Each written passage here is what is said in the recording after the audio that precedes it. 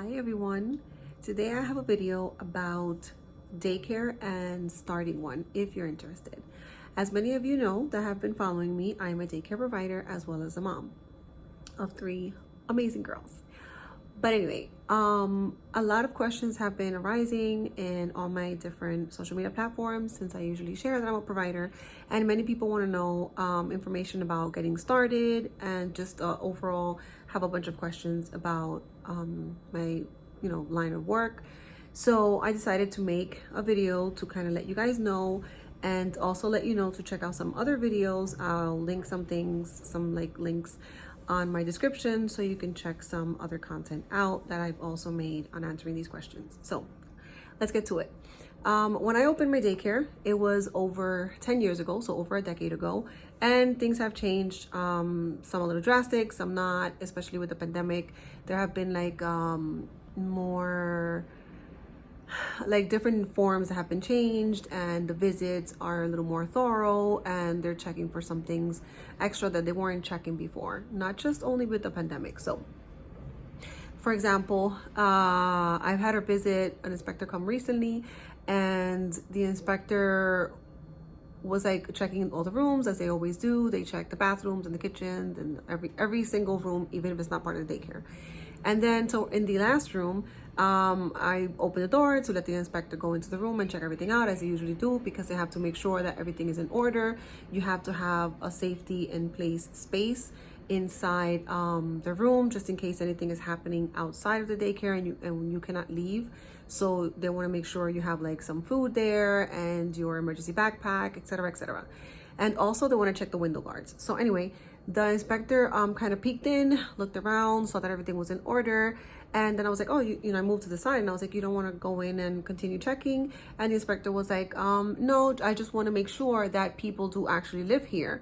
And I found that to be interesting. Yeah, I live here. And the person was like, oh, I want to make sure that basically it's inhabited, and looking for clues, I guess, to make sure that I actually lived here and not just had the business. So I thought that was interesting. So that's something new that they weren't doing before. I guess a lot of people before had their businesses and they didn't live in the apartment, although it's a home-based daycare where you open your daycare where you live. But anyway, another thing that people have asked has been how much do I charge? And that's also another cool thing. Recently, after 10 years or more of more than a decade of the state, when you take care of kids that have vouchers, you would get paid the same amount of money. Doesn't matter how old the child, they had a criteria, but it didn't matter, how much time passed or how much, if you raised your prices, they would pay the same thing. And then they didn't want you charging those parents any more money. But if you were charging a certain amount of money and you would charge your private parents that money, why, if you're giving service to a child that has a voucher, wouldn't you charge the difference? I feel like that would be unfair, because those parents with the vouchers, I know you're getting a voucher because you don't have a lot of money, but if the state is paying most of that money, then you're barely paying anything, if at all. And if there's only a small portion to be paid, then I thought it was only fair that you would, have to pay that portion, because other parents are paying the full amount and they might not even be making much more than that person that has the voucher. But anywho, after a long time of us providers, fighting, our voices were heard, and finally the prices went up in terms of what the state covers when you get vouchers. So now basically my prices, because I know people have asked about my prices are equivalent to what the state of New York is paying for the vouchers, because that's where I'm operating from. Another question that I have gotten has been, how do you get started? So when I first got started, I first took the course. You didn't necessarily have to. You could just apply for, I'm sorry, the phone is moving. You could apply for an application. I think I call it 311, and I was able to request an application. They take a bunch of your information over the phone and they send you the application based on that information that you gave. Again, I'm so sorry for the phone. They would send you a package, a thick booklet with I don't know how you say that, pre-filled out pages inside. All the pages are perforated and you can just pull them out. So but what I did, instead of just requesting the booklet, I actually took the course. And before I finished taking the course, I didn't wait until I finished taking the course. Before I finished taking the course, I requested my paperwork so that by the time I was done, I was already done with the course, passed all my exams and the criteria that I needed for my 30-hour classes and my 15 hours of health and safety. And I already had almost pretty much finished the application and just submitted everything, and I was able to like move it along in that sense. And so out of the class I was in, it was like 40 people, including me, and I was like the first one to have everything ready and, you know, be able to open up the daycare. So so basically I did all the requirements beforehand. I did all the classes, all the trainings, everything I had to do. I was well versed in what I needed when I got open. So I suggest you do that. One of the places that you can do that is the OCFS, the Office of Children and Family Services website. They have so much information there. They literally have information of how you can get started. They have phone numbers, they have emails, they have every source that you need in order for you to know what you need to get started. So you need to be, you know, certified, CPR certified. You need first aid certification, and you have to do that every 2 years. What else? When you first get started in the daycare, don't go crazy buying a gazillion things, like a bunch of cots and nice tables and a bunch of toys. Don't buy so many things. Just buy like a few little things. Keep in mind that when you open your doors, you're not going to get a flock of parents just coming in. So when you open your daycare, you might just have 1, 2, 3, you know, a few kids at the beginning. So you don't need to invest so much in the daycare for that purpose. Maybe check out Facebook groups, check out other providers, be in contact with other people that operate around your way. You know, I know some people might say like, oh, it's competition, but I don't know. I've had a lot of people throughout the years, you know, ask me questions about getting started, and I don't really see it necessarily as a competition. Where I live, like literally around the area where I live, there was like a million daycares at the beginning when I first started.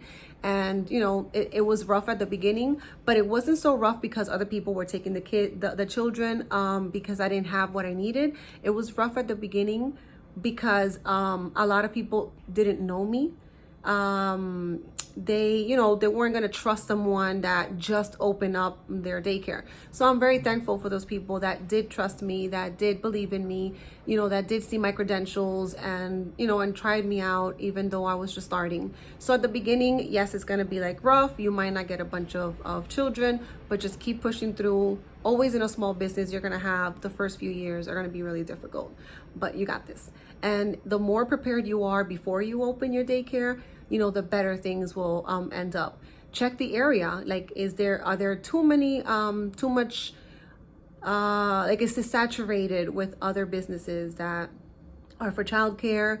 What are people charging around there too? You know, if you want to learn about the prices. There might be a lot of other businesses, but how well are they doing? You know, how well is the area? Do you have a lot of young children in the area? A lot of expecting moms in the area where you're going to open your business? What other questions? I know at the beginning, like a lot of the children that I had were like private clients. Basically, they paid out of pocket. I still do that because I'm a private daycare. I'm not with a network, so I don't get children by working with an agency or a network that bring me children or send me the kids. I do everything on my own. I do my marketing on my own. I do the legwork. You know, I get the clients that I have. I got them through my own merits, through my promotion, through my marketing. You know, myself and my staff.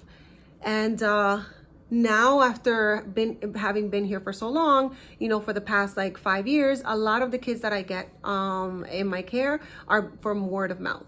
Because after a while of me operating, you know, oh, such and such take care of kids, you know, she's great, or she took care of mine, or I heard this and this and that. And so I've developed, you know, a repertoire between me and my staff in the community. And so because of that, most of the kids we get are via, you know, the community, the word of mouth.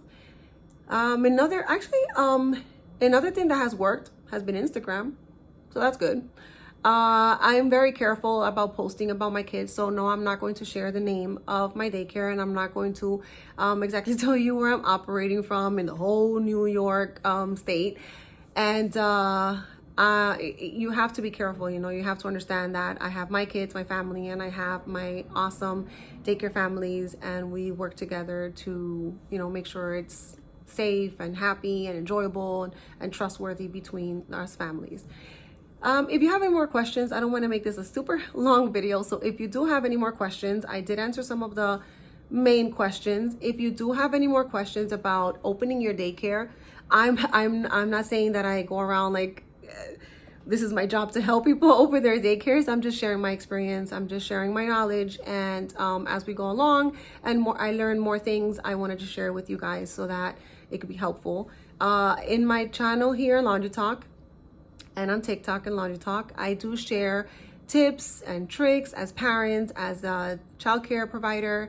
I share some of my favorite books that I work with the kids, toys that I find that are really great, or activities and items like that, and a lot of arts and crafts, or like, you know, it's basically family content. So if you want to subscribe, great, share this video and like and comment for any more future videos. Don't forget to hit the notification for future notifications of videos. Thank you, and have a wonderful day. Bye. Don't forget to smile.